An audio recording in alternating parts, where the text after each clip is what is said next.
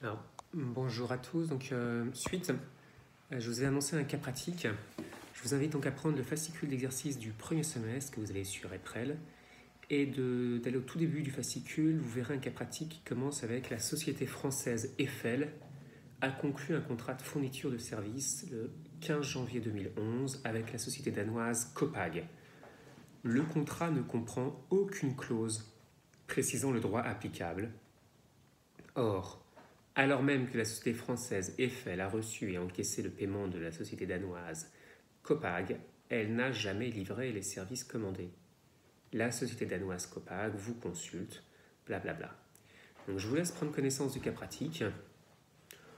Grosso modo, je pense que pour un premier cas pratique, il vous faudra 20-30 minutes pour répondre aux questions si vous connaissez votre cours par cœur. Je sais simplement que certains d'entre vous n'ont jamais fait de cas pratique. Alors je vais vous expliquer un petit peu le concept du cas pratique, comment ça se passe en principe un cas pratique dans une fac de droit et comment nous on va faire pour le LEA. Alors, un cas pratique, pourquoi je vous fais faire des cas pratiques? Tout simplement parce que dans la vie réelle, généralement, quand vous allez voir un juriste ou un avocat, c'est parce que vous avez un problème. Et quand on a un problème, qu'est-ce qu'on fait? On raconte une histoire, on dit ce qui se passe. Le rôle du juriste ou de l'avocat, ça va être ensuite de poser des questions utiles, bien sûr, et d'établir finalement les faits. Qu'est-ce qui s'est passé? Donc la première étape dans un cas pratique, en principe, c'est de faire un grand 1, les faits, et dans ces faits, ne mettre que les faits juridiques. Parce que imaginez, vous avez certainement dans votre entourage une personne particulièrement bavarde, où quand elle vous raconte qu'elle est passée à la boulangerie acheter une baguette, ça va durer 35 minutes parce qu'elle va vous raconter toute sa vie dans l'intervalle et va vous expliquer tout ce qu'elle a pu voir, tout ce qui s'est passé, ce qu'elle a ressenti, et elle va dériver dans tous les sens dans ses histoires. Le but du juriste, c'est de trouver ce qu'on appelle les faits juridiques, donc les faits qui sont pertinents, les faits qui sont importants et qui permettront de répondre à la situation. Donc il faut savoir éliminer le fait que quand quelqu'un a acheté une baguette, d'abord elle a enfilé ses chaussures, elle a mis du cirage, blablabla, blablabla. Tout ça on s'en moque. Il y a un fait, c'est je me suis rendu à la boulangerie. Deuxième fait, j'ai acheté une baguette à un prix de... Voilà. Le but d'un jury, c'est de trouver les faits juridiques. Ensuite, la deuxième étape d'un cas pratique, c'est ce qu'on appelle la question de droit. C'est trouver finalement quel est le problème. Qu'est-ce qui s'est passé? À quoi on doit répondre? Une fois qu'on a cerné le problème, la troisième étape, c'est le rappel de la règle de droit. C'est être capable de dire, pour répondre à cette question, les règles du code civil, du code commerce, du règlement romain, peu importe, en gros, votre cours de droit, disent que. Donc on vérifie, et puis souvent, quand on rappelle une règle de droit, il y a des conditions. Par exemple, en période de confinement, je dois rester chez moi, sauf si je vais faire des courses, si je fais une activité sportive dans un rayon d'1 kilomètre pendant maximum 1 heure, et ainsi de suite.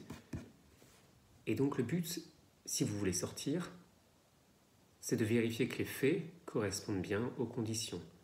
Donc par exemple, vous voulez sortir, pourquoi? Application fait, vous allez faire une course. Très bien, vous êtes bien dans une des catégories où vous avez le droit de sortir. Donc vous rappelez la règle de droit, c'est la troisième étape. La quatrième étape, c'est l'application au cas d'espèce. On vérifie si les faits qui ont été évoqués au tout début collent bien avec les conditions de la règle de droit. Et la cinquième étape, c'est la conclusion. On donne son avis. Donc généralement, dans un cas pratique, en tout cas en fac de droit, on isole bien ces 5 parties, on souligne, on essaie d'aérer parce que sinon c'est totalement indigeste, on essaie d'écrire proprement parce que vous ne pouvez pas imaginer comme c'est important de bien écrire dans une copie pour donner envie à votre correcteur de vous mettre une bonne note. Et puis une fois qu'on a déployé tout son raisonnement, bien on conclut. Pourquoi on conclut? Parce que c'est très beau de faire toutes les étapes avant, mais si à la fin il n'y a pas une solution, c'est quand même pas très pratique. Quand vous allez voir un avocat ou un juriste, à la fin vous avez envie qu'ils vous disent voilà la solution, c'est ça, oui vous avez le droit de sortir, non vous n'avez pas le droit de sortir, ou peut-être je n'ai pas assez d'éléments, ou oui vous avez le droit de sortir à condition que, Voilà, mais en tout cas, il vous donne un avis, sinon vous n'allez pas payer un avocat juste pour qu'il vous fasse un cours de droit. Ça ne sert à rien. Ça, c'est la théorie. En pratique, vous verrez, moi dans mes cas pratiques, si vous regardez un peu les annales des sujets que j'ai pu donner, je pense qu'elles sont à la fin du fascicule, vous vous apercevrez que je simplifie un petit peu la situation. Je vous fais des faits qui sont extrêmement simples, très courts. Donc j'évite, en fac de droit, on pourrait avoir envie de vous mettre 3 pages d'histoire pour obliger le juriste, l'étudiant en tout cas, à aller vraiment sur l'essentiel. Moi en général, je ne vous mets pas de piège, je vous mets juste les quelques faits importants. Et ensuite, je vous pose directement des questions. Donc vous n'avez pas besoin de vous poser vous-même les questions. Par contre, ce que je vous demande, et c'est ça qui est vraiment important, c'est de retrouver le raisonnement dès lors qu'il y a des questions où je ne vous demande pas simplement de répondre une ligne, quand vous sentez que dans la question c'est un tout petit peu plus compliqué, je vous demande de rappeler la règle de droit. Donc, récitez votre cours en pratique, il n'y a pas de secret. Appliquer au cas d'espèce, vérifier si oui, les conditions sont bien réunies, et puis conclure.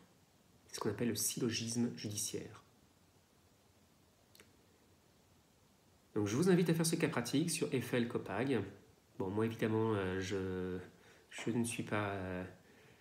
je ne vais pas attendre 20 minutes, 30 minutes, je vous ai qu'à mettre pause, et puis on voit ensemble la correction tout de suite. Donc hop, pause, travaillez, en faites-le quand même, tant qu'à faire, il faut vous entraîner. Donc réponse, est-ce que le Danemark est un État partie au règlement communautaire dit règlement romain? Donc la réponse c'est le règlement romain s'applique à tous les États membres à l'exception du Danemark. Donc les tribunaux danois n'appliqueront pas le règlement romain. Quelle est la date en vigueur du règlement romain? Le règlement romain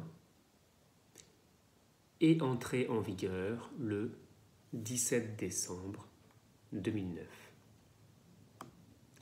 Si le règlement romain est susceptible d'être appliqué par un juge français saisi du litige, qu'en pensez-vous? Alors, le but, c'était ici que vous rappeliez les règles d'application du règlement romain. Donc, si on revient un petit peu en arrière, quelles sont les règles d'application du règlement romain? On les a vues ensemble. Il suffit de reprendre votre cours, c'est ce que je vais faire aussi en même temps que je vous parle. Qu'est-ce qu'on a vu la semaine dernière ou il y a 2 semaines, je ne sais plus? C'est qu'il fallait, première condition,